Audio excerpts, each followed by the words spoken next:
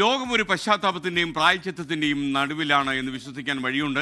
സ്വതന്ത്ര പലസ്തീനെ കൂടുതൽ രാജ്യങ്ങൾ അംഗീകരിക്കുകയാണ് ഇപ്പോൾ. എന്നാൽ പലസ്തീനെതിരായ ഇസ്രായേലിന്റെയും അമേരിക്കയുടെയും കടുംപിടുത്തം ഇപ്പോഴും തുടരുന്നു. ഇക്കാര്യമാണ് ഇന്ന് 24 ഒബ്സർവർ ബി ദിലീപ് കുമാർ പരിശോധിക്കുന്നത്. Good morning Dileep Kumar, പാലസ്തീനിലേക്ക്.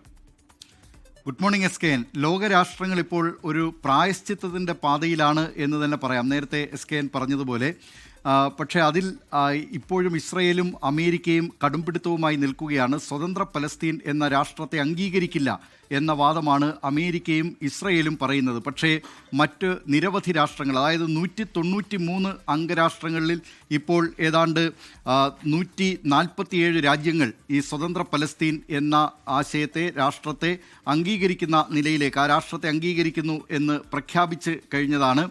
അങ്ങനെ ലോകത്തെ ഏതാണ്ട് 80%-ഓളം യു എന്നിലെ തന്നെ 80%-ലേറെ രാജ്യങ്ങൾ ഈ സ്വതന്ത്ര പലസ്തീനെ അംഗീകരിക്കുമ്പോൾ അതിന് തടയിടുന്നതിനുള്ള ശ്രമത്തിലാണ് ഇസ്രയേലും അമേരിക്കയും നടത്തുന്നത്. നേരത്തെ ആമുഖമായി പറഞ്ഞതുപോലെ ലോകം എന്തുകൊണ്ടാണ് ഈ പ്രായശ്ചിത്തത്തിലേക്ക് നീങ്ങുന്നത്? അത് പലസ്തീൻ എന്ന് പറയുന്നത് അറബ് ജനതയുടെ ഭൂമിയായിരുന്നു. 1947 നവംബറിലാണ് ഈ രണ്ട് രാജ്യങ്ങളായി പലസ്തീൻ അതോടൊപ്പം ഇസ്രായേൽ എന്ന നിലയിലേക്ക് നീങ്ങിയത്. അന്നും ഭൂമിയുടെ ഏറിയ പങ്കും പലസ്തീന് അല്ലെങ്കിൽ അറബ് വംശജർക്ക് എന്നതായിരുന്നു അന്നുണ്ടായിരുന്ന UN-ന്റെ ആ തീരുമാനത്തിൻ്റെയും കാതൽ. പക്ഷേ പിന്നീട് ഇസ്രായേൽ നടത്തിയ അധിനിവേശം 1896 വരെ ലോകത്തിൻ്റെ പല ഭാഗങ്ങളിലായി ചിതറിക്കിടന്നവരാണ് ഈ ജൂത വംശജർ.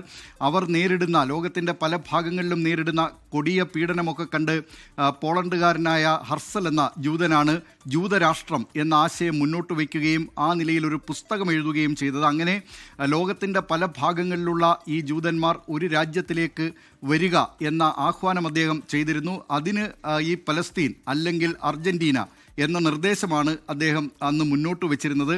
ഇതേ തുടർന്നാണ് പിന്നീട് ബ്രിട്ടൻ, ഫ്രാൻസ് ഒക്കെ ചേർന്ന് നിന്നുകൊണ്ടുള്ള 1917 ബൽഫർ പ്രഖ്യാപനമടക്കമുണ്ട്.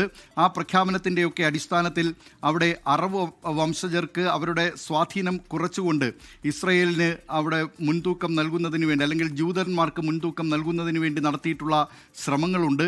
അതിൻ്റെയൊക്കെ ഭാഗമായിട്ടാണ് പിന്നീട് ഇസ്രയേൽ എന്ന രാജ്യം രൂപം കൊണ്ടത്.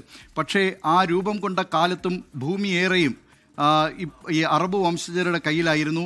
അത് പിന്നീട് വെസ്റ്റ് ബാങ്കും ഗസയും മാത്രമായി ചുരുങ്ങുന്നതിനും ലോകം സാക്ഷ്യം വഹിച്ചിട്ടുള്ളതാണ്. അങ്ങനെ ഈ പലസ്തീനിൽ അല്ലെങ്കിൽ ഗസയിലൊക്കെ ഈ നടത്തിക്കൊണ്ടിരിക്കുന്ന വംശഹത്യ, ഇസ്രായേൽ നടത്തിക്കൊണ്ടിരിക്കുന്ന വംശഹത്യ ഇപ്പോഴും തുടരുകയാണ്.